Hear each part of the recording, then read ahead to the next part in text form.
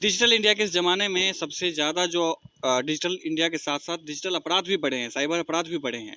Cyber अपराध के शिकार बहुत सारे लोग हुए होंगे, आप भी हुए होंगे, आपके पहचान के कुछ लोग भी हुए होंगे। लेकिन जानते हैं कि वो साइबर अपराध जब खुलता है, जब उसके भंडाफोड़ होता है या जब अपराधी पकड़े जाते हैं, उसके पीछे कौन लोग होते हैं? आपको मिलवाते हैं कुछ ऐसे लोगों से जिन्होंने साइबर अपराध के कई पन्ने खोले हैं और साइबर अपराधियों को जेल के पीछे पहुँचाया है। फादर पुलिस में थे, तो जो बैकग्राउंड एक होती है कि मतलब गवर्नमेंट उसमें जाना है, तो ऐसा मेरा नहीं था कि मैं गवर्नमेंट में जाऊंगा या कुछ होगा। तो मैंने इंजीनियरिंग की। उसके बाद में मैं 2008 में मैंने एक एमएनसी थी यहाँ दिल्ली बेस्ड थी, तो उसमें एज ए सॉफ्टवेयर इंजीनियर मैं ज्वाइन किया। उसमें 2012 तक मैं रहा वहाँ as a software engineer. LIC के लिए मैंने एक मतलब बहुत बड़ा एक उनका सॉफ्टवेयर है ADMS, वो डेवलप किया। उसके बाद में उसी बीच में ये इसकी वैकेंसी आई यूपी पुलिस की। तो अब चूँकि फादर पुलिस में थे तो उन्होंने बड़ा फोर्स किया कि जो है एक बार देखो, डाल के देखो। तो कोशिश की इसमें, तो सेलेक्ट हो गया। 2015 में यूपी पुलिस में आ गया इधर। और यहाँ आने के बाद में फिर मैं कई थानों में रहा, चौकी इंचार्ज रहा। उसके बाद में लॉकडाउन के आसपास, चूँकि मेरा बैकग्राउंड टेक्निकल था, तो शुरू से ये इच्छा थी कि मतलब किसी भी तरह से साइबर क्राइम या इस तरह की टेक्निकल कामों में जाया जाए। लेकिन 2020 में जैसे लॉकडाउन लगा, उसके बाद मैं चौकी इंचार्ज था उस टाइम पे। तो फिर एक मौका मिला मुझे साइबर सेल ज्वाइन करने का, तो मैं साइबर सेल में 2020 में आ गया। तब से मैं हूँ साइबर सेल में ही हूँ और बहुत सारे केसेस को वर्कआउट किया। जो क्राइम हो रहा है, जो साइबर क्राइम हो रहा है, तो उसमें सबसे बड़ी वजह क्या है कि ये ऐसी ऐसी जगहों पे लोग बैठे हुए हैं जहाँ की मतलब थोड़ा सा इन्हें पकड़ना कहो या ये कहो कि मतलब हाँ किसी भी तरह से ये पुलिस की पहुंच से दूर हैं, इस तरह से कहो ये दूर है।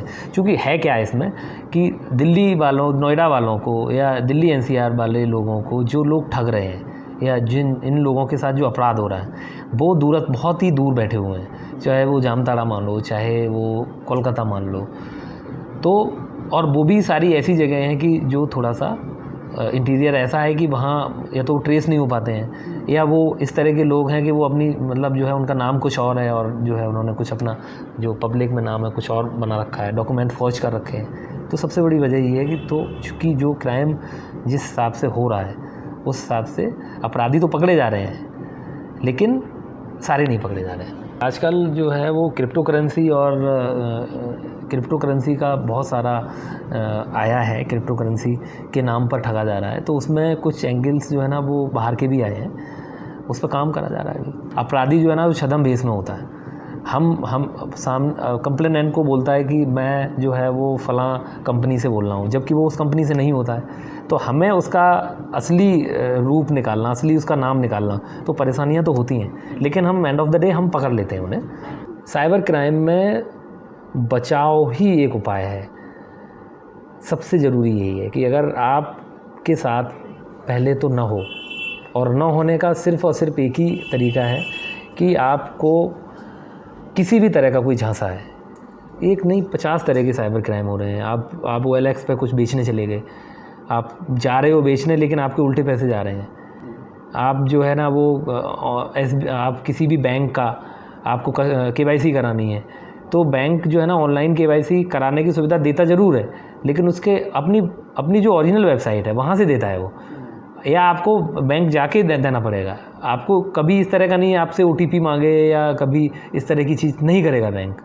तो आप आम आदमी को कभी भी, चाहे कोई भी हो, बैंक कर्मचारी हो चाहे कोई टेलीकॉम ऑपरेटर का कोई सर्विस प्रोवाइडर हो, कभी OTP नहीं पूछता है। तो OTP तो आपको बताना ही नहीं है, पहली चीज़। दूसरी चीज़ कि कभी भी किसी अनऑथराइज्ड सोर्स से कोई एप्लीकेशन आपको डाउनलोड नहीं करना है। एप्लीकेशन में बहुत सारे एप्लीकेशंस हो सकते हैं, वो आपको अनऑथराइज्ड सोर्स से आपको डाउनलोड नहीं करने कभी भी, क्योंकि उनमें आपका स्क्रीन शेयर कोई एप्लीकेशन हो सकता है जिससे आपकी स्क्रीन, आपका फ़ोन ही हैक हो जाए। ठीक है, आपका कोई इस तरह का एप्लीकेशन उनमें हो सकता है जो आपकी डेटा को ट्रांसफ़र कर रहा हो, आपके मैसेज ट्रांसफ़र कर रहा हो। आप ओटीपी नहीं बताएंगे, लेकिन आपके अगर फ़ोन में वो उस तरह का एप्लीकेशन कोई होगा तो आपके मैसेज जो है ना वो उस स्कैमर के पास पहुंच जाएंगे। तो आपको किसी भी अनऑथराइज सोर्स से कोई भी एप्लीकेशन इंस्टॉल नहीं करना है जब तक कि आपको उस एप्लीकेशन के बारे में पता नहीं है कि ये एप्लीकेशन का इसका मकसद क्या है और ये किसके द्वारा बनाया गया है। दूसरी चीज़, तीसरी चीज़ ये है कि आपको झांसे में नहीं आना है कि आपको लॉटरी लग गई, आपकी हम जॉब लगवा देंगे, इतने पैसे दे दो और ये लाइक कर दो, वो लाइक कर दो। तो आपको ये इस तरह की चीज़ें बिल्कुल नहीं करनी है। तो अगर आप आंखें खुले हुए हैं तो आपके साथ कभी नहीं होगा। बाय द वे अगर हो जाए तो उसके लिए तो आजकल सेंट्रल गवर्नमेंट ने वो 1930 का जो पोर्टल वो जो हेल्पलाइन बनाई हुई है, आप 1930 पे कॉल करिए, या हमारे जो है डिस्ट्रिक्ट की जो हेल्पलाइन है उस पर आप कॉल करिए। नहीं तो निकटतम कोई भी थाना है, थाने पहुंचिए आप। थाना अगर आपके निकटतम कोई साइबर सेल, आप साइबर सेल चली जाइए, इमीडिएट हेल्प मिलेगी।